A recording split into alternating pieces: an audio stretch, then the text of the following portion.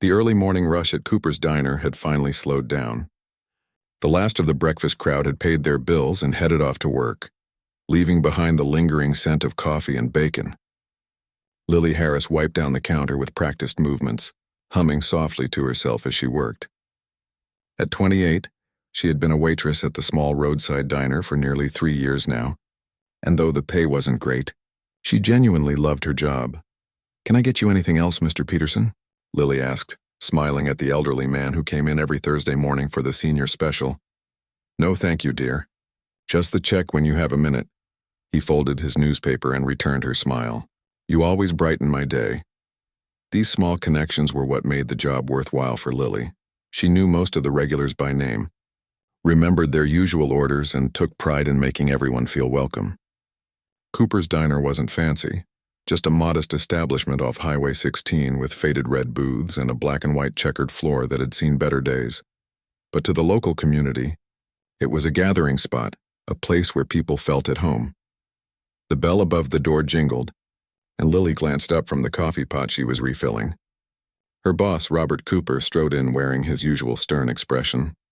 A man in his 50s with thinning hair and perpetually furrowed brows, he rarely interacted with customers, preferring to manage the business from his cramped office in the back. "Morning, Mr. Cooper," Lily called out cheerfully. He nodded curtly. "Staff meeting in 5 minutes. Tell Jake and Donna." "Will do," she replied, already heading toward the kitchen to inform the cook and the other waitress about the meeting. The staff meeting was brief, but tense. Cooper informed them that food costs were up and profits were down.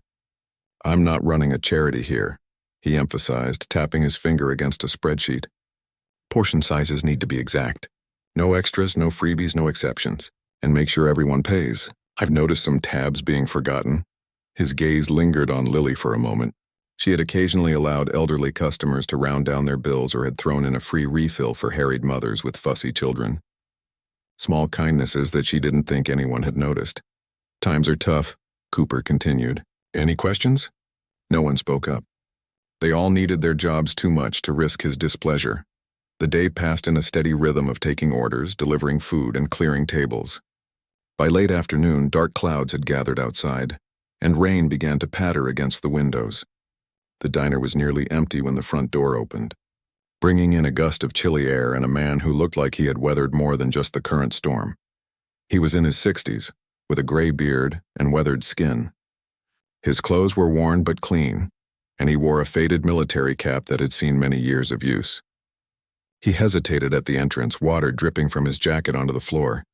"Come on in," Lily called out warmly. "Sit wherever you like." The man nodded gratefully and slid into a booth near the window. Lily noticed he carried a small worn backpack that he placed carefully beside him. As she approached with a menu, she saw his hands were rough and calloused, with dirt under the fingernails that spoke of outdoor living. "Nasty weather out there," she commented, placing the menu in front of him. "Can I start you with some coffee? On the house, it looks like you could use something warm." "That would be mighty kind," he replied, his voice gravelly but gentle. "Thank you." When Lily returned with the coffee, the man had yet to open the menu. He wrapped his hands around the warm mug, seeming to savor the heat as much as the drink itself. "My name's Lily. Let me know when you're ready to order," she said. "Tom," he offered in return. "Tom Wilson." He hesitated, then added, "To be honest, I'm not sure I should be ordering. I don't have much money on me." Lily glanced around the diner. It was the slow period between lunch and dinner, with only 2 other tables occupied, and Cooper had disappeared into his office to do paperwork. "What sounds good to you, Tom?" she asked, keeping her voice low. He looked surprised by her question. "Well, I haven't had a hot meal in a few days." "That meatloaf special on your board sounds pretty good." Lily nodded. "One meatloaf special coming up." "Don't worry about it." Tom's eyes widened. "I can't let you do that, miss. I'm not looking for handouts." "It's not a handout," Lily insisted. "Consider it a thank you for your service." She nodded toward his cap, which had a military insignia she recognized from her own father's time in the service. Tom touched the brim of his cap self-consciously. 25th Infantry Division. Long time ago now. "My dad was military too," Lily said, feeling an immediate connection. "He always said a hot meal could save a man's soul on a bad day." She smiled. "I'll put your order in." In the kitchen, Jake was cleaning the grill, preparing for the dinner rush that would begin in a couple of hours. "Hey, Jake, can I get a meatloaf special? And maybe make it a good portion?" Lily asked, keeping her voice casual. Jake raised an eyebrow. "For table 6? The old guy who looks like he's seen better days?" Lily nodded. "Cooper won't like it," Jake warned, but he was already reaching for a plate. Jake was a big man with a soft heart, a former linebacker who had found his calling in the kitchen after a knee injury ended his football dreams. "Cooper doesn't need to know," Lily replied. "I'll handle it," Jake shrugged. "Your funeral." But he added an extra scoop of mashed potatoes and gravy to the plate anyway. When Lily brought the steaming plate to Tom, his eyes lit up. The meatloaf was thick and juicy, surrounded by mashed potatoes, green beans, and a warm dinner roll on the side. "This is too much," he murmured, but his hands were already reaching for the fork. "Enjoy it," Lily said, placing a glass of water beside his plate. "I'll check on you in a bit." As Tom ate, Lily kept busy with her other tables, but she couldn't help glancing his way occasionally. He ate slowly, savoring each bite as if it might be his last good meal for a while. There was a dignity about him that touched her heart. Here was a man who had served his country, and now he was struggling just to get by. The rain continued to beat against the windows, growing heavier as the afternoon wore on. Lily refilled Tom's coffee cup twice more as he finished his meal, right down to the last crumb of the dinner roll, which he used to soak up the remaining gravy. "That was the best meal I've had in months," Tom told her when she came to clear his plate. "Thank you, truly." "You're welcome," Lily replied with a genuine smile. "Can I get you anything else?" Tom shook his head. "I've taken enough of your kindness." He reached into his pocket and pulled out a few crumpled dollar bills. "This isn't much, but put that away," Lily said firmly. "It's taken care of." Tom looked at her for a long moment, his weathered face solemn. "Not many people would do what you just did." "I think more would than you might expect," Lily answered. "We all need a helping hand sometimes." As Tom prepared to leave, the rain outside had turned into a downpour. He stood by the door, staring out at the deluge, his shoulders slumping slightly. "Got far to go?" Lily asked, coming up beside him. "The shelter across town," he admitted. "But it doesn't open until 6. I usually wait in the library, but it's closed today." Lily made a quick decision. "The booth in the corner is empty, and we're entering our slow period. You're welcome to sit there until the rain lets up or until the shelter opens." The gratitude in Tom's eyes made her throat tighten. "I don't want to cause any trouble." "No trouble at all," she assured him. "Just keep a low profile if my boss comes out." Tom settled into the corner booth, his back to the office door. He pulled a tattered paperback from his backpack and began to read quietly. Lily brought him a fresh cup of coffee and then went about her duties, checking on her other customers and preparing for the dinner shift. What Lily didn't notice was the small red light on the security camera mounted in the corner of the dining room. The camera that fed directly to the monitor in Robert Cooper's office. The camera that had captured every moment of her interaction with Tom, from the free coffee to the meal she hadn't rung up. Inside his office, Cooper rewound the footage, watching with narrowed eyes as his waitress gave away food that wasn't hers to give. His thin lips pressed into an even thinner line as he made a note in the staff log on his desk. He'd address this matter first thing tomorrow. No one stole from Robert Cooper's business, not even his best waitress. As the afternoon faded into evening, Lily remained blissfully unaware that her simple act of kindness was about to cost her far more than she ever imagined. Lily arrived at Cooper's diner 15 minutes early for her morning shift, just as she did every day. The sky was clear after yesterday's downpour, with golden sunlight streaming through the windows as she tied her apron around her waist. She hummed softly while setting up the coffee machine, her mind drifting to Tom from yesterday. She hoped he'd made it to the shelter all right after the rain had finally eased. "Morning, Lily," Donna called as she pushed through the swinging doors from the kitchen, her curly hair pulled back in a messy bun. At 52, Donna had been waiting tables longer than anyone else at the diner. "You're chipper today. Beautiful morning, isn't it?" Lily smiled, arranging sugar packets in their containers. "Jake coming in today?" "Called in sick. His kid's got the flu," Donna replied, grabbing the cleaning spray to wipe down the menus. "Cooper's got his nephew filling in." Lily nodded, continuing her peening routine. The quiet before customers arrived was her favorite part of the day. That peaceful moment when everything was clean, organized, and full of possibility. The phone at the counter rang.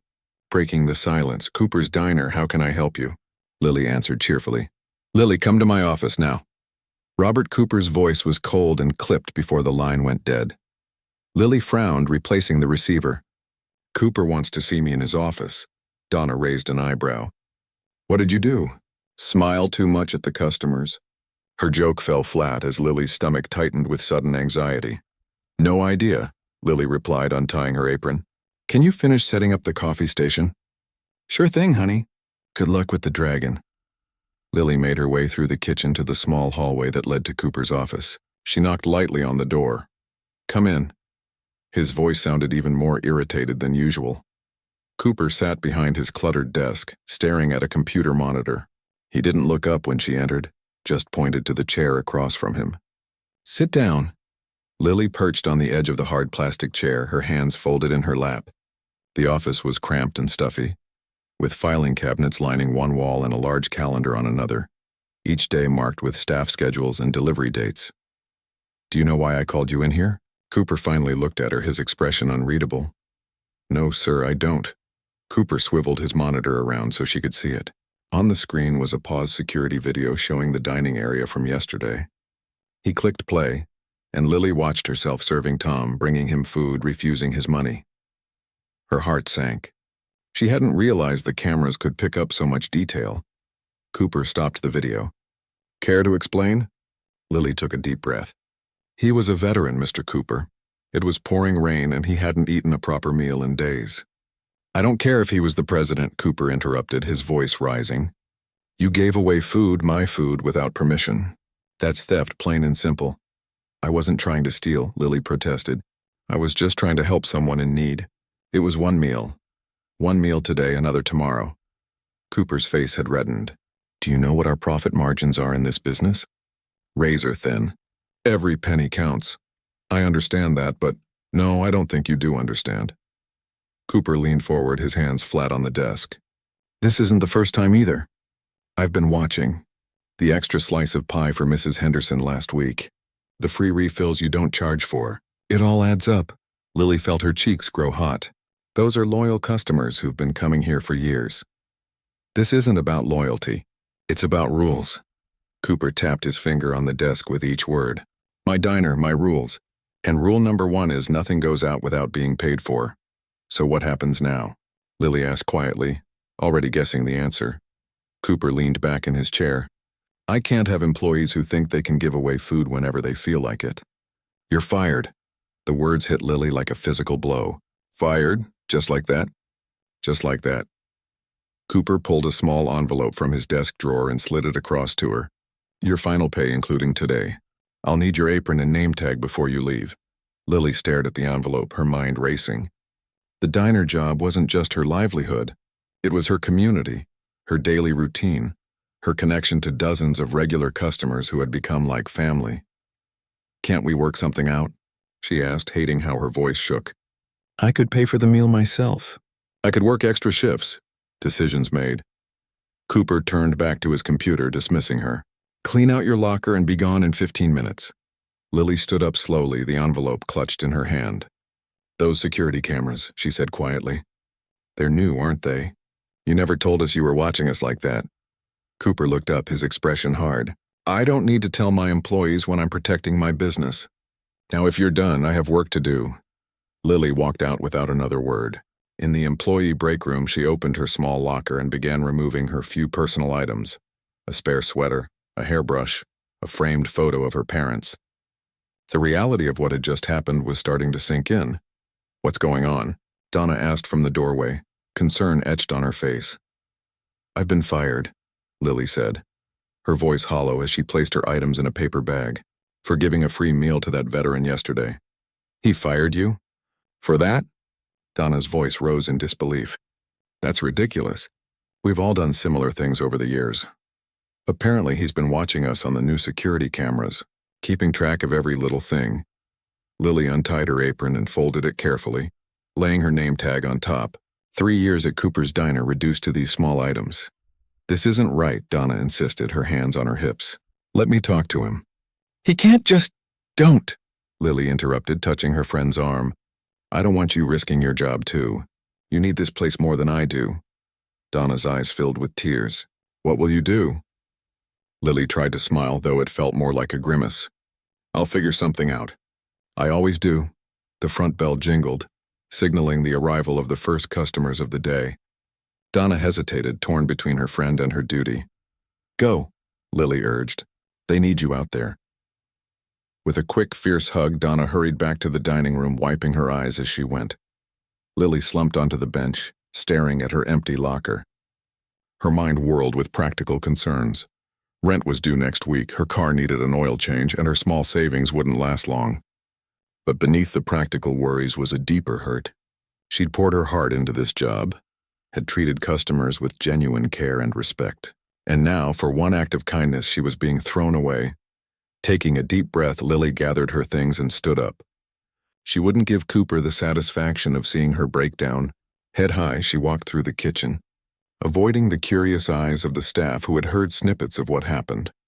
As she passed through the dining area toward the exit, she caught sight of several regular customers already seated in their usual spots. Mr. Peterson waved cheerfully from his booth, unaware that this would be the last time he'd see her there. Mrs. Wilson was organizing her knitting on the table as she did every morning before ordering her tea and toast. They were more than customers. They were people whose lives had intersected with hers day after day. Lily, called Mr. Peterson. No coffee this morning?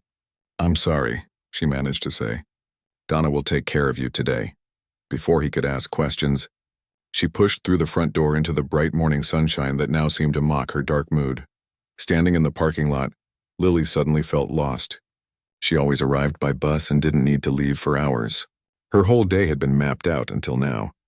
Clutching her paper bag of belongings, she began walking toward the bus stop, her mind still struggling to process what had happened. As she waited for the bus, her phone buzzed with a text message from Donna. Everyone's asking about you. Cooper told us not to discuss it. This isn't fair. Lily didn't reply. What was there to say? Life wasn't fair sometimes. You could do the right thing and still suffer for it. The bus arrived, nearly empty at this hour. Lily climbed aboard and took a seat near the back, staring out the window as Cooper's diner receded from view. She thought about Tom, wondered if he knew that his meal had cost her job. She didn't blame him, not at all. If faced with the same situation again, she'd still make the same choice. The bus rumbled through town, passing the local veterans center where a small group of men and women in military caps stood chatting outside. Lily thought of her father, who had passed away 5 years ago. He'd been proud of his military service and had taught her to respect those who had served. Taking care of each other, that's what makes us human, he used to say. Her father would have understood her decision. That thought gave her a small measure of comfort as she rode home to an uncertain future. Back at Cooper's diner, the day continued as normal on the surface. But word spread quickly among the staff about what had happened. Donna served customers with less than her usual cheer, and even Jake's nephew in the kitchen had heard the story by mid-morning. What none of them knew, what Lily couldn't have imagined as she rode home, clutching her final paycheck, was that her simple act of kindness was about to set in motion a chain of events that would change everything, because Tom Wilson wasn't just any homeless veteran, and the community that Lily had nurtured through years of small kindnesses was about to show just how powerful such connections could be. Tom Wilson clutched his worn backpack as he made his way down Main Street. The morning air was crisp, and the town was coming to life with people heading to work. His joints ached from sleeping on the thin mattress at the shelter, but at least he'd had a roof over his head last night, thanks to the kindness of the waitress at Cooper's diner. Her face had stayed with him, the genuine smile, the lack of judgment in her eyes. It had been a long time since someone had looked at him like he was a person worth helping, not just a problem to avoid. Tom stopped at the crosswalk, waiting for the light to change. Across the street stood the Veterans Center, a modest building with an American flag flying out front. Every Thursday morning, they hosted a free breakfast for local veterans, followed by a support group.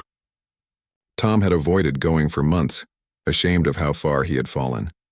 But today, with the memory of yesterday's kindness still warm in him, he felt a flicker of courage. The light changed and Tom crossed the street. He hesitated at the entrance, then pulled open the door. Inside, about 20 veterans of various ages sat at round tables eating breakfast and talking. A few glanced up as Tom entered, but no one stared. A middle-aged woman with short gray hair approached him with a clipboard. "Good morning," she said warmly. "I'm Nancy, the center coordinator. Are you here for breakfast?" Tom nodded, clutching his backpack tighter. "If that's okay." "I'm a veteran. 25th Infantry. Of course it's okay. That's what we're here for." Nancy gestured toward a table with a coffee urn and platters of food. "Help yourself, then feel free to join any table. Support group starts at 10 if you're interested." Tom filled a plate with scrambled eggs and toast, then hovered uncertainly, looking for a place to sit. A large man with a bushy beard waved him over. "Plenty of room here, brother," the man said, pulling out a chair. "I'm Bill. These ugly mugs are Pete and Randy." "Tom Wilson," he replied, setting down his plate. "Thanks. New to the center?" Pete asked. He was older, maybe in his 70s, with wire-rimmed glasses and a Vietnam veteran cap. "Yeah," Tom admitted. "Been in town a while, but—" He trailed off, unsure how to explain his reluctance to seek help. "No need to explain," Bill said, understanding in his eyes. "Took me 2 years after I got back from Afghanistan to walk through that door." Pride's a stubborn thing. Tom relaxed slightly, feeling a kinship with these men who might understand his struggles without judgment. As they ate, the conversation flowed easily. War stories mixed with jokes, complaints about the VA, and updates on family. "You staying at the shelter?" Randy asked during a lull in the conversation. Tom nodded, taking a sip of coffee. "They do good work there, but it's tough," Randy said. "I was there myself last year before the center helped me get into veterans housing." "There's housing?" Tom asked, interest piqued. "Limited spots, but yeah," Bill confirmed. "Nancy can put you on the list. The wait's not too bad these days." For the first time in months, Tom felt a small spark of hope. He'd been so focused on day-to-day survival that he'd stopped believing things could improve. As breakfast wound down, the door opened, and a tall man in a crisp uniform entered. The room quieted respectfully. "Captain Reeves," Bill murmured to Tom. "Commands the National Guard unit just outside town. Great guy, served in Desert Storm. Comes to the support group when he can." Captain James Reeves made his way around the room, greeting veterans by name, clasping hands and asking specific questions that showed he remembered details about their lives. When he reached their table, Bill made introductions. "Captain, this is Tom Wilson. First time at the center today." Captain Reeves extended his hand. "James Reeves. Good to meet you, Tom." 25th Infantry, I see, he noted, looking at Tom's cap. "Yes, sir. 90 to 94. The captain's eyes lit up. "We might have crossed paths. I was there in 91. Where were you stationed?" As they compared notes, Tom felt something he hadn't experienced in years. The immediate bond of shared experience, of belonging to something bigger than himself. Captain Reeves didn't seem to notice or care about Tom's worn clothes or weathered appearance. To him, Tom was a fellow soldier, worthy of respect. The support group began, and Tom surprised himself by staying.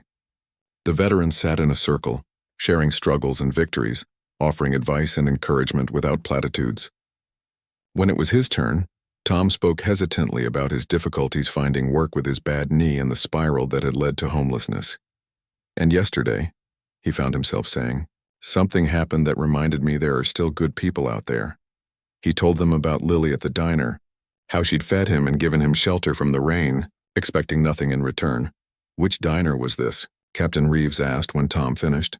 "Cooper's, just off Highway 16. Bill frowned. "Cooper's? Run by that skinflint Robert Cooper? I'm surprised he allowed it. He didn't see," Tom explained. "At least I don't think he did." She was being careful.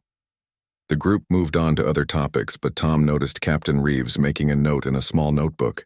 After the meeting ended, people lingered, chatting and refilling coffee cups. Nancy approached Tom with a housing application, which he began filling out with her help.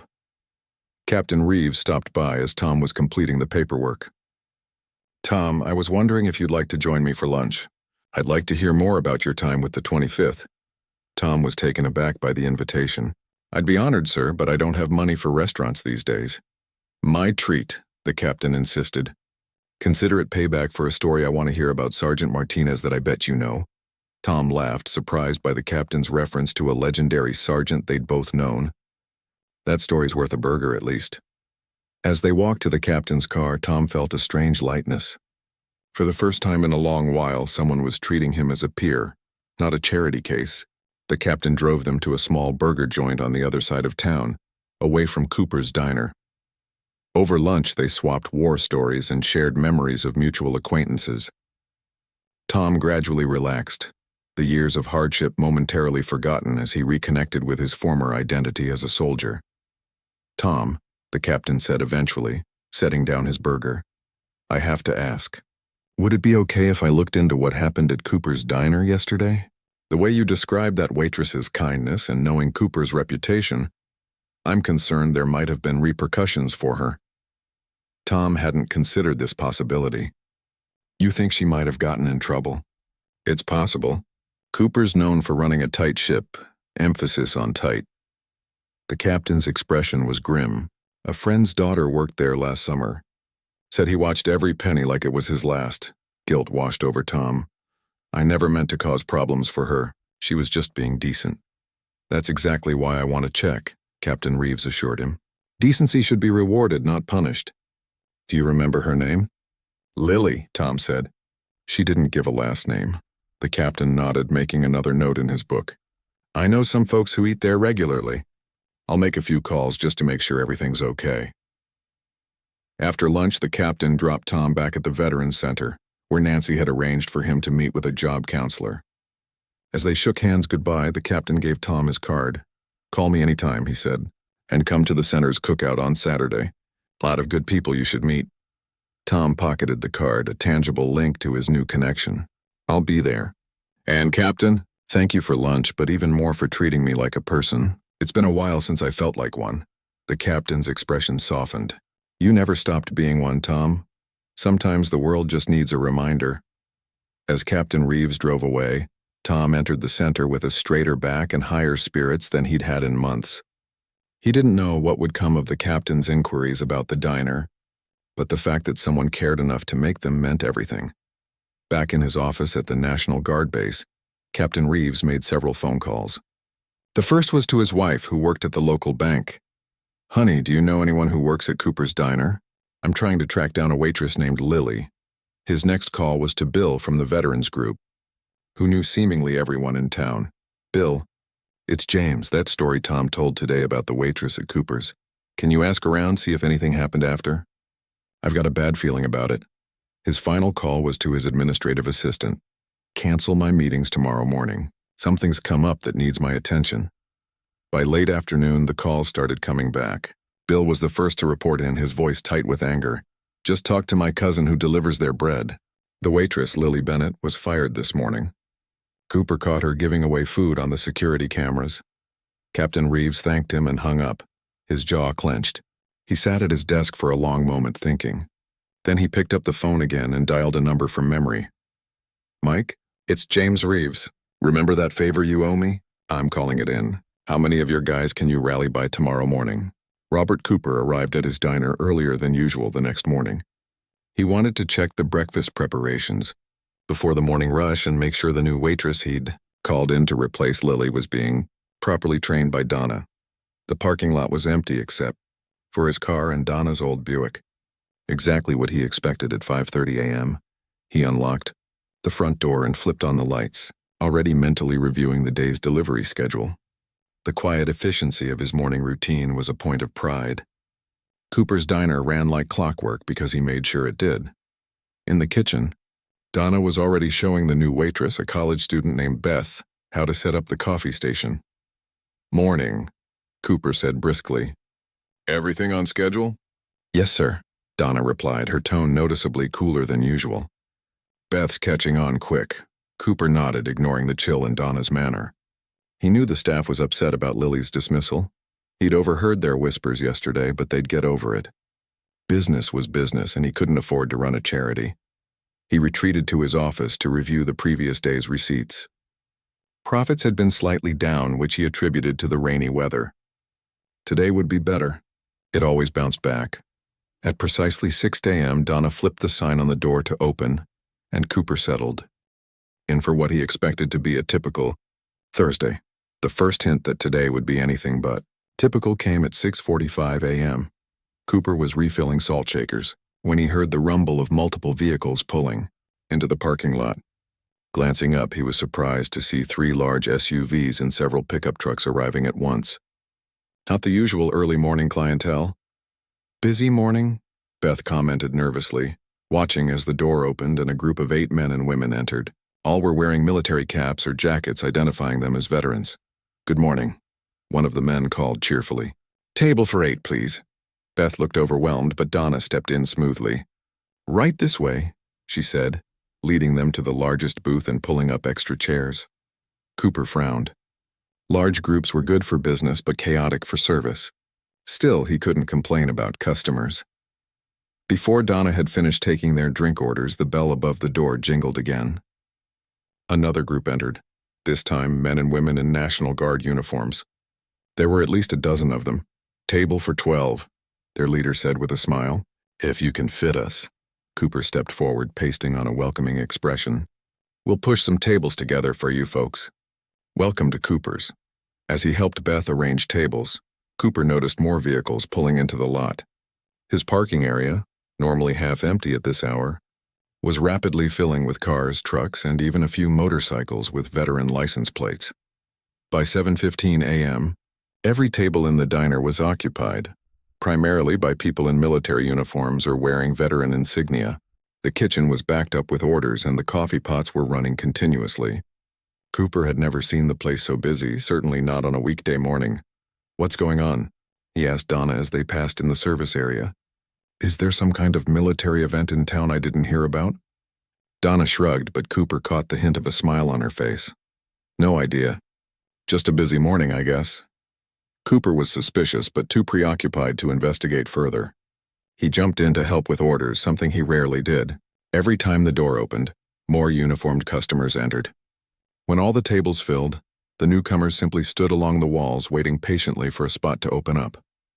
At 8:30 a.m., Cooper was running the register when the door opened yet again. This time, a tall man in a captain's uniform entered, flanked by 2 other officers. The room, which had been buzzing with conversation, suddenly quieted. The captain surveyed the packed diner, nodding in approval, then approached the counter where Cooper stood. "Good morning," he said, his voice carrying in the now hushed room. "I'm Captain James Reeves, National Guard. You must be Mr. Cooper." Cooper straightened, both intimidated and confused by the man's authoritative presence. "Yes, I'm Robert Cooper. Welcome to my diner, though it seems like half your base is already here." He tried for a jovial tone, but it fell flat. "Actually," Captain Reeves replied, "I believe it's closer to a third. The rest are coming in shifts throughout the day." He glanced around the room. "I'm looking for one of your employees, Lily Bennett." "Is she working today?" Cooper's stomach tightened. "Ms. Bennett no longer works here. I had to let her go yesterday." A murmur rippled through the diner. Captain Reeves raised an eyebrow. "That's interesting timing. May I ask why?" Cooper felt trapped with dozens of eyes now fixed on him. "That's a private employment matter." "I see." The captain nodded thoughtfully. "Well, the reason I'm asking is that one of our veterans spoke very highly of her. Said she showed him extraordinary kindness here yesterday when he was down on his luck. We wanted to thank her properly." The diner had gone completely silent. Even the cooks had stopped working to listen. "I run a business, Captain," Cooper said defensively, "not a soup kitchen. My employees can't give away food whenever they feel sorry for someone." Captain Reeves' expression hardened slightly. "The someone you're referring to is Sergeant Tom Wilson, who served this country honorably for 4 years, including in Desert Storm. He's fallen on hard times, but he's still one of our own." Cooper felt a bead of sweat form on his forehead. He hadn't expected to be confronted like this, especially not in front of a diner full of military personnel. "I have rules for my business," he insisted. "Everyone has to follow them." "Of course," the captain agreed mildly. "Rules are important. So is compassion." He turned to the room at large. "Since Lily isn't here to thank, I suggest we all enjoy a good meal instead. I'm buying for my table." This seemed to break the tension. Conversations resumed and the kitchen clattered back to life. Cooper retreated to the register, relieved that the confrontation appeared to be over. But it wasn't over. For the next hour, Cooper watched in disbelief as more and more military personnel arrived. When every seat was taken, newcomers waited patiently outside, forming a line that stretched around the building. Local news vans pulled up, reporters curious about the sudden gathering at the small diner. A young woman with a press badge approached Cooper. "Mr. Cooper? I'm with Channel 8 News. Can you tell us what's happening here today?" Before Cooper could respond, Captain Reeves stepped in smoothly. "I'd be happy to explain. We're having an impromptu gathering to honor the spirit of compassion shown here recently to one of our veterans. In the military, we believe in taking care of our own, and sometimes that means standing up for civilians who take care of us." The reporter turned her microphone toward Cooper. "And how do you feel about your diner being chosen for this gathering, Mr. Cooper?" Put on the spot, Cooper mustered a tight smile. "Always happy to serve our military." The reporter wasn't satisfied. "We're hearing rumors that you fired a waitress for giving a free meal to a homeless veteran. Is there any truth to that?" Cooper felt the blood drain from his face. "No comment," he managed to say before retreating to his office. Through his office window, Cooper could see the parking lot now completely full, with vehicles lining the street in both directions. Inside, the diner hummed with activity. The register hadn't stopped ringing all morning, and based on the tickets, these military customers were ordering full meals and leaving generous tips. A knock on his office door interrupted his thoughts. Donna entered without waiting for permission, an unusual defiance in her stance. "Just so you know," she said, "we're on track to do 3 days' worth of business today. Thought you might like to hear that since it's all about business for you." Cooper frowned. "Is this some kind of organized protest? Did you call them?" Donna shook her head. "I had nothing to do with this, but I'm not surprised. Lily treated people right for 3 years. People notice that kind of thing." She handed him a phone. "By the way, the newspaper's on line 1. They want a statement about why you fired the Angel of Cooper's diner. That's what they're calling her." After Donna left, Cooper sat staring at the phone, a sick feeling growing in his stomach. Through the thin walls, he could hear the diner buzzing with more activity than it had seen in years. The day's profits would be extraordinary, but at what cost to his reputation? The office door opened again, this time without a knock. Captain Reeves stood in the doorway, his expression serious. "Mr. Cooper, there's someone here who wants to speak with you." Cooper followed the captain back to the dining area, where an elderly man in a worn military cap stood waiting. Cooper recognized him immediately. The homeless veteran from yesterday, the reason for all this trouble. "Mr. Cooper," Tom said, extending his hand, "I want to apologize. I never meant to cause problems for Lily. She was just being kind to an old soldier." Cooper hesitated, then shook the man's hand, acutely aware of dozens of eyes watching the exchange. "No harm done," he mumbled. "Actually," Tom continued, "there was harm done. A good person lost her job because of me. That doesn't sit right." Captain Reeves stepped forward.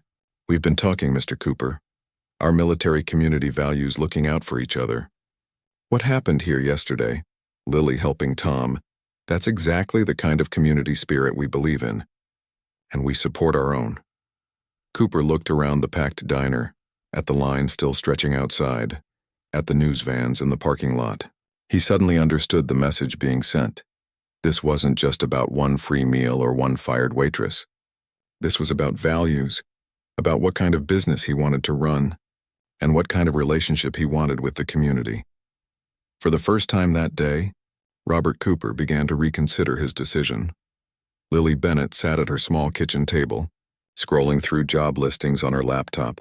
2 days had passed since she'd been fired from Cooper's diner, and the initial shock had given way to practical concerns. Her rent was due in 3 weeks, and her savings wouldn't stretch much beyond that. The morning sunlight streamed through her apartment window as she sipped coffee from a chipped mug. Her phone buzzed with a text from Donna. "You seeing the news? Turn on Channel 8 now." Puzzled, Lily grabbed the remote and switched on her small television. The local news was showing a live broadcast from a familiar location, Cooper's diner. The parking lot was packed with vehicles, and a line of people stretched around the building. What appears to be an organized show of support from the local military community, the reporter was saying. "Sources tell us this gathering was prompted by the firing of a waitress who provided a free meal to a homeless veteran." Lily nearly dropped her coffee. The camera panned across the crowd, showing uniformed service members and veterans entering and exiting the diner. Then the reporter was interviewing someone Lily didn't recognize, a tall man in a captain's uniform. "We believe in taking care of our own," the captain was saying. When we heard about what happened to Sergeant Wilson and then to Lily, who showed him kindness, we decided to respond in our own way. And how long do you plan to continue this demonstration? The reporter asked. The captain smiled. We have shifts organized throughout the day. Many of us have the day off, and those who don't are coming during their breaks. I believe we have the diner booked solid until closing time. Lily sat back, stunned. How had this happened? Who was this captain and how did he know about her? The report continued, with the camera now showing Tom, the homeless veteran she'd helped, standing with the captain. Her phone rang. It was a number she didn't recognize. Hello? She answered cautiously. Lily? This is Captain James Reeves, National Guard. I hope you don't mind me calling. Donna gave me your number. I just saw you on TV, Lily said, still trying to process what was happening. What's going on at Cooper's? The captain chuckled. Let's just say we're helping Mr. Cooper understand the value of community and compassion. Would you be willing to meet me at the Veterans Center in about an hour? There's someone who wants to thank you properly and we have some things to discuss. Confused but curious, Lily agreed. After a quick shower and change of clothes, she caught the bus to the Veterans Center, a place she'd passed many times but never entered. As she approached the building, she saw Captain Reeves waiting outside with Tom and several other veterans. There she is, Tom said, his face lighting up. He looked different today, cleaner, more put together, his beard trimmed and his clothes fresh. He stepped forward and extended his hand. I'm Tom Wilson. We met the other day, but I don't think I properly introduced myself. Lily shook his hand, smiling despite her confusion. It's good to see you again, Tom. I need to apologize, Tom said earnestly. I never meant for you to lose your job because of me. It wasn't your fault, Lily assured him. You didn't ask for anything. I chose to help. Captain Reeves gestured toward the door. Let's continue this inside. There's a lot to talk about. Inside the center, they sat in a small conference room. Captain Reeves explained how Tom had come to the Veterans Center and shared his experience at the diner, how they had discovered Lily had been fired, and how they had organized the response. The thing is, the captain continued, this has grown beyond what any of us expected. The local news coverage went viral online. People are calling it Operation Gratitude. We've been getting calls from veterans groups in neighboring counties wanting to join in. All this because I gave someone a meal? Lily asked, overwhelmed. It's about more than that, one of the other veterans, Bill, explained. It's about recognizing decency when we see it. Too often good deeds go unnoticed while bad behavior gets all the attention. We wanted to flip that script, Tom nodded. What you did might seem small to you, but it meant everything to me that day. It wasn't just the food, it was being treated like a human being. Lily felt tears pricking at her eyes. I appreciate all this, I really do. But I still need to find a new job. Captain Reeves smiled. That's one of the things we wanted to discuss. Several of the veterans who own businesses in town have expressed interest in hiring you. And there's something else. He slid a folder across the table. Tom has qualified for veterans housing, but he needs a job to maintain eligibility. We were hoping you might consider a position at the center's cafe. We need someone with restaurant experience to help run it. Lily opened the folder to find employment information for the Veterans Center Cafe, a small operation that served lunch to veterans and was open to the public. We can't match what Cooper paid, the captain admitted, but it comes with health benefits and the atmosphere is considerably better. As Lily reviewed the paperwork, her phone buzzed with another text from Donna. Cooper's going crazy. Diner's never been this busy. News vans everywhere. He's hiding in his office. Before Lily could respond, her phone rang. The screen showed Cooper's Diner. She looked up, showing the others. It's him, she said, surprised. You don't have to answer, Bill said protectively. Lily took a deep breath. No, it's okay. She accepted the call and put it on speaker. Hello? Lily, it's Robert Cooper. His voice sounded strained. I was hoping we could talk. In person, if possible. Lily glanced at the veterans around the table who were watching with interest. I'm in a meeting right now, Mr. Cooper. What is this about? There was a pause. It's about your position at the diner. I'd like to reconsider my decision. Captain Reeves raised an eyebrow and Tom suppressed a smile. You want to give me my job back? Lily clarified, making sure everyone heard. Yes, Cooper replied, sounding uncomfortable. With a raise. And, we could discuss some policy changes. I see, Lily said, keeping her voice neutral. What prompted this change of heart? Another pause. Let's just say I've had some time to reflect on the situation. The diner hasn't been the same without you. Lily muted the phone and looked at the others. What should I do? That's entirely your decision, Captain Reeves said.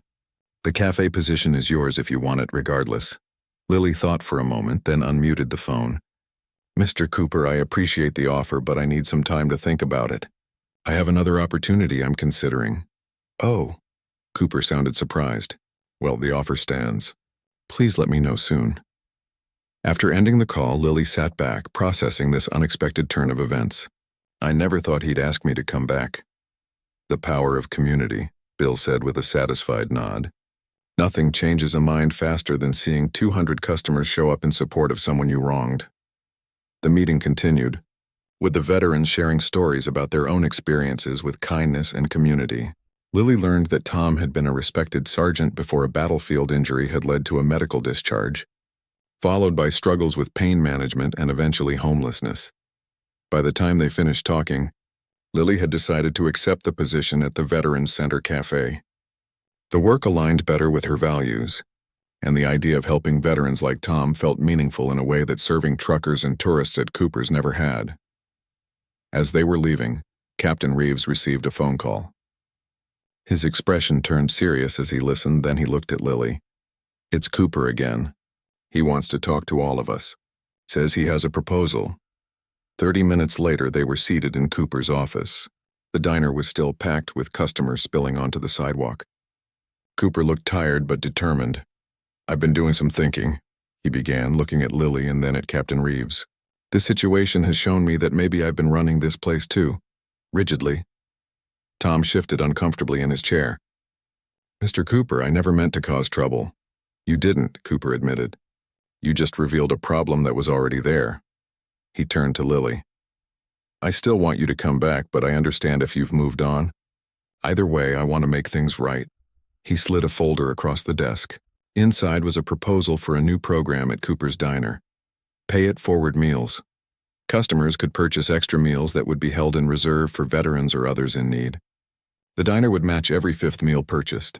I'd like your help setting this up, Cooper said, addressing the whole group. And I want to offer Tom a position as well, part-time to start as a greeter. People seemed to respond to him. Tom looked stunned. You're offering me a job? Cooper nodded. If you're interested. The Veterans Center says you're reliable, and we could use someone to welcome customers, especially during busy periods. Lily studied Cooper's face, looking for signs of insincerity, but found none. This is unexpected. Look, Cooper said, running a hand through his thinning hair. I've always been about the bottom line, but today showed me something important. Goodwill is also valuable. That line of customers out there? They're not just here for the food. Captain Reeves leaned forward. This proposal looks promising, but implementation will be key. Would you be open to working with the Veterans Center on a more formal partnership? As they discussed the details, Lily realized that something remarkable had happened. Her small act of kindness had rippled outward, touching lives she never expected to reach, including her former boss. The diner that had been merely her workplace might now become a true community resource.